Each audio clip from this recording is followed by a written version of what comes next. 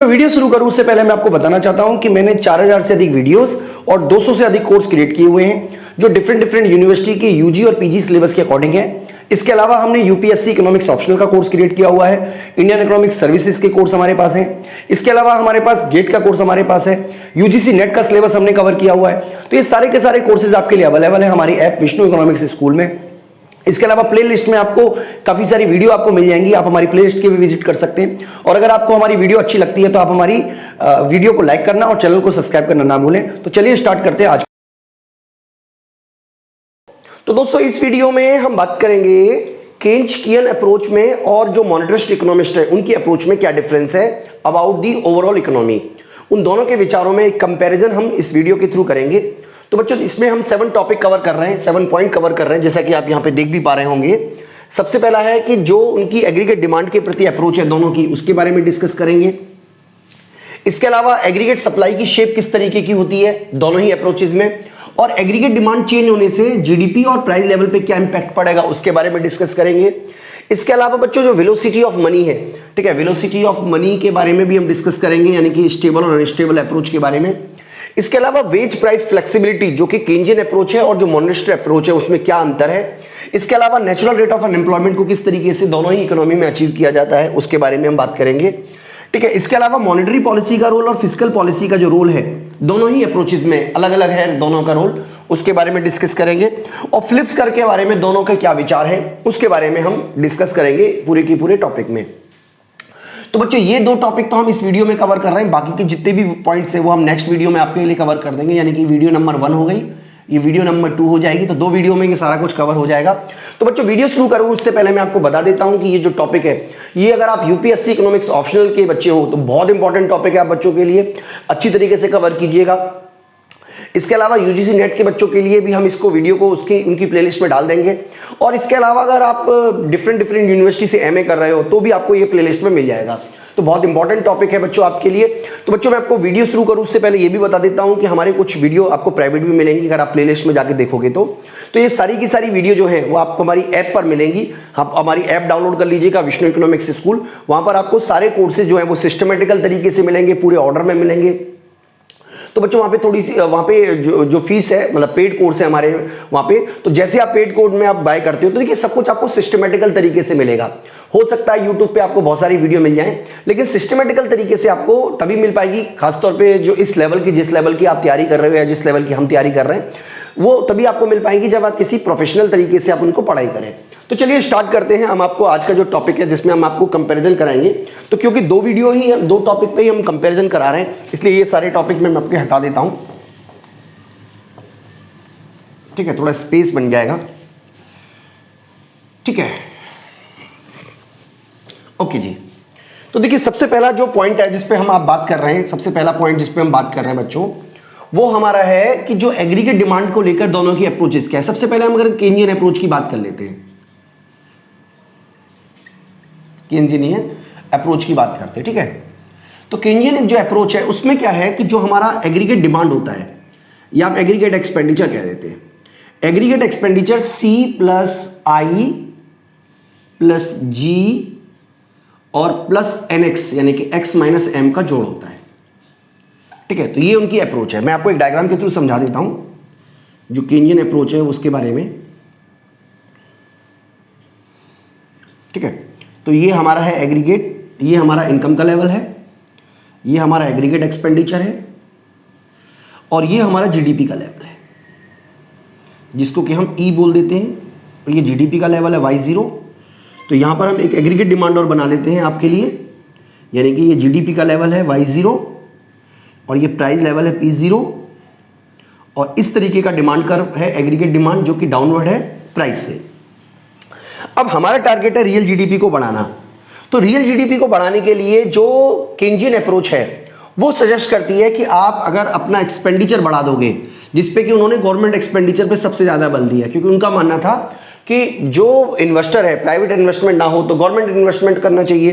तो उनका ये अप्रोच जो है वो है कि अगर आप एग्रीगेट डिमांड को बढ़ाना चाहते हो तो आप एग्रीगेट एक्सपेंडिचर को बढ़ा दो।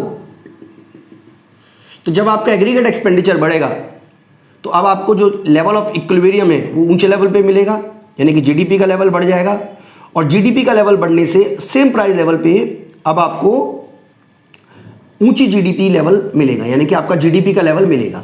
तो अगर मान लीजिए अगर इसमें हम एग्रीगेट सप्लाई भी बना देते हैं, मान लीजिए अगर हम ये मान लेंगे ये इक्विलिब्रियम लेवल है, तभी भी आप देखोगे कि जो लेवल ऑफ जीडीपी है वो राइज कर जाएगा, हालांकि ऊंची कीमत भी मिलेगी, लेकिन जो ओवरऑल जीडीपी का लेवल है इसको हम हटा देते हैं, क्योंकि जो उनकी अप्रोच एग्रीगेट डिमांड की हम उसी के बारे में बात कर रहे थे बच्चों, ठीक है। यानी कि जो उनकी एग्रीगेट डिमांड की अप्रोच है वो बेसिक अंतर क्या है वो आप देख लीजिए कि उनका ये मानना है कि अगर आपको जीडीपी के लेवल को इंक्रीज करना है तो जीडीपी के लेवल को इंक्रीज करने के लिए आपको एग्रीगेट डिमांड को इंक्रीज करना पड़ेगा, और एग्रीगेट डिमांड को इंक्रीज करने के लिए आपको जो एग्रीगेट एक्सपेंडिचर है उसको इंक्रीज करना चढ़ेगा, जिसमें कि जो जी है वो उसका एक बहुत ही इंपॉर्टेंट रोल होता है।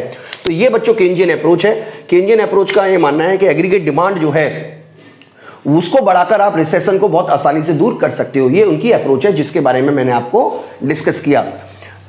अगर हम बात करें बच्चों वहीं पर जिसको हम बोलते हैं मॉनेटरी या मॉनेटरिस्ट इकोनॉमिस्ट, उनका ये मानना है कि हमेशा जो मनी सप्लाई होती है एमवी, ठीक है, वो बराबर होती है पी वाई के। तो इसका मतलब क्या है, ये जो है ये वाला हिस्सा ये हमारी नॉमिनल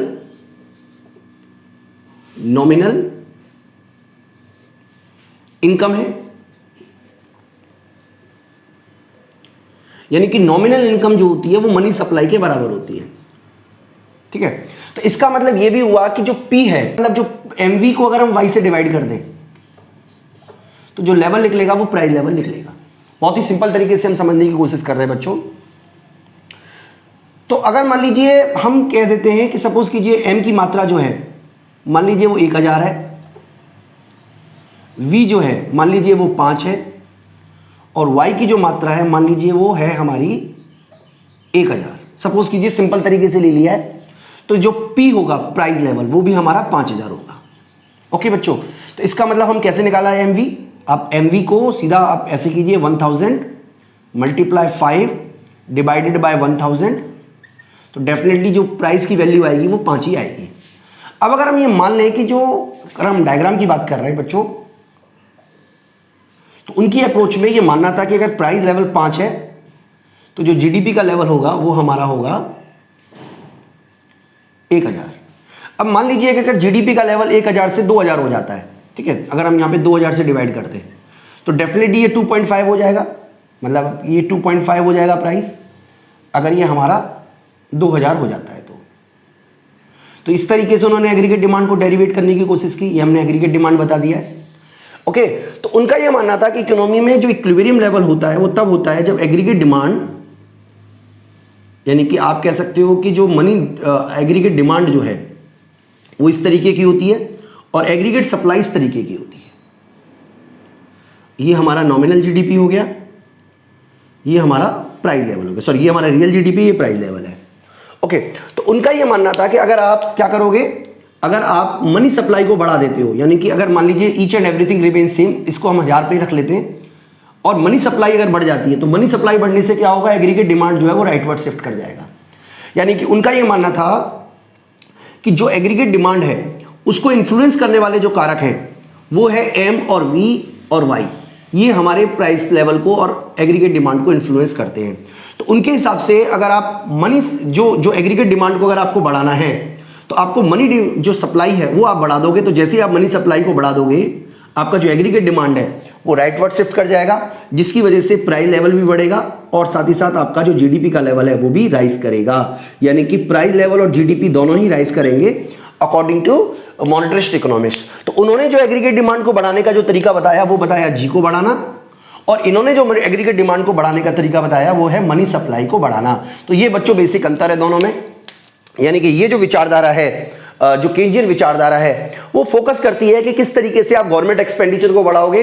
गवर्नमेंट एक्सपेंडिचर बढ़ने से आपका एग्रीगेट एक्सपेंडिचर बढ़ेगा, एग्रीगेट एक्सपेंडिचर बढ़ने से जो एग्रीगेट डिमांड है वो राइटवर्ड शिफ्ट करेगा, और ओवरऑल इकोनॉमी का जो जीडीपी का लेवल है वो बढ़ जाएगा, रियल जीडीपी का लेवल।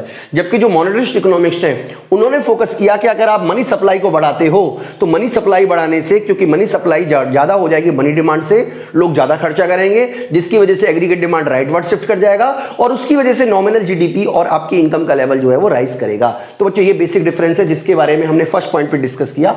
दूसरा पॉइंट भी हम डिस्कस करेंगे बच्चों आपसे।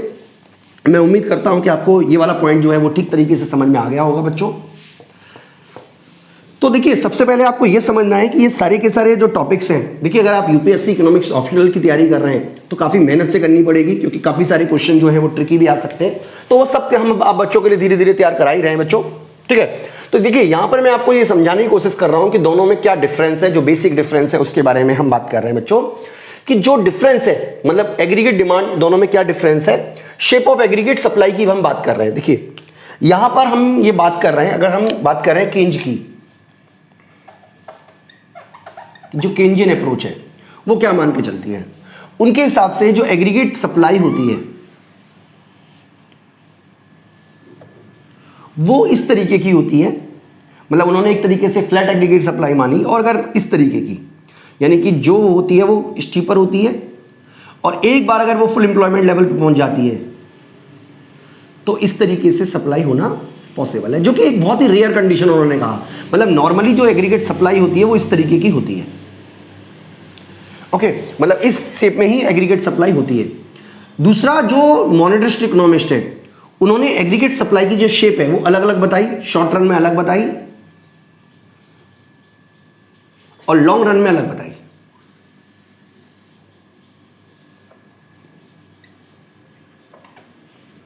हालांकि जो केंज की विचारधारा है वो तो लॉन्ग रन में जाती ही नहीं है, ठीक है, वो तो केवल शॉर्ट रन में ही जाती है। तो इनके हिसाब से जो एग्रीगेट सप्लाई है वो फ्लैटर होता है, लेकिन इनके मानना है कि जो एग्रीगेट सप्लाई है वो स्टीपर होता है, मोर स्टीपर होता है, ठीक है। और लॉन्ग रन में जो एग्रीगेट सप्लाई इस तरीके का हो जाता है, क्योंकि जो वेज प्राइस फ्लेक्सिबिलिटी की वजह से SALAS, मतलब इनका ही मानना था कि जो वेज है वो न तो वो डाउनवर्ड नहीं जाता, मतलब एक तरीके से डाउनवर्ड रिजिड होता है, जबकि जो मॉनेटरिस्ट इकोनॉमिस्ट हैं उनका ये मानना है कि जो वेज है वो डाउनवर्ड रिजिड नहीं होता, जिसकी वजह से लॉन्ग रन में जो एग्रीगेट सप्लाई है वो इस तरीके का बन जाता है। अब आप अगर एग्रीगेट डिमांड को बढ़ाते हैं, मान लीजिए आपने इस केस में एग्रीगेट डिमांड को बढ़ाने की कोशिश करते हैं,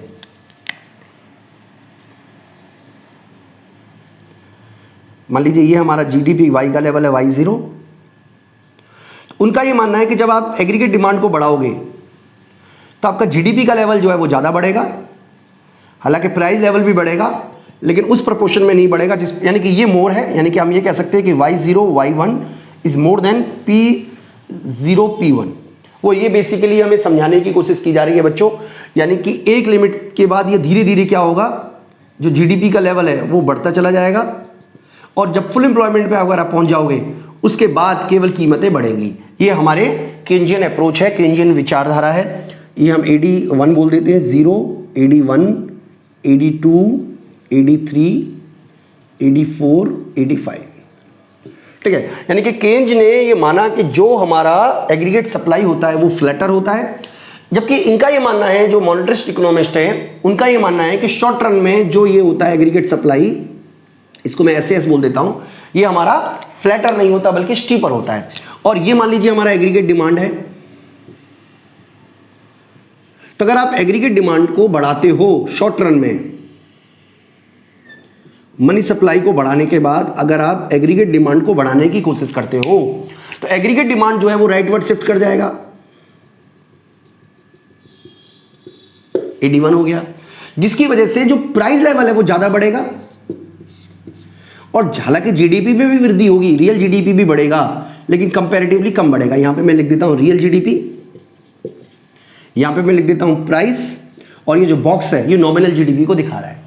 लॉन्ग रन में इनका ये मानना था, क्योंकि देखिए आपने टॉपिक पढ़ा होगा, हमने बताया हुआ है लॉन्ग रन में वेज और प्राइस दोनों ही फ्लेक्सिबल होते हैं, इसलिए लॉन्ग रन में अगर आप एग्रीगेट डिमांड को बढ़ाते हो तो लॉन्ग रन इसका इंपैक्ट ये होगा, मनी सप्लाई बढ़ाने से एग्रीगेट डिमांड तो मूव कर जाएगा, लेकिन लॉन्ग रन में ये होगा कि केवल कीमतें बढ़ेंगी, जो नॉमिनल रियल GDP है उसमें कोई वृद्धि नहीं होगी। तो बच्चों ये पूरा का पूरा टॉपिक है जो मुझे आपको समझाना था। मैं 2 पॉइंट में उम्मीद करता हूं कि आपको अच्छी तरीके से क्लियर हुआ होगा बच्चों। बाकी के टॉपिक पे भी हम इसी तरीके से आपको आगे समझाने की कोशिश करेंगे। मैं उम्मीद करता हूं कि इस वीडियो से आपको काफ़ी कुछ आपको आइडिया हो गया होगा किस तरीके से इकोनॉमी सिस्टम काम करता है दोनों विचारों में। तो इस वीडियो में इतना ही बच्चों। तो बच्चों आप ऐप जरूर डाउनलोड कर लीजिएगा और हमारे जो चैनल है उसको सब्सक्राइब जरूर कर लीजिए। तो बच्चों इस वीडियो में इतना ही, थैंक यू।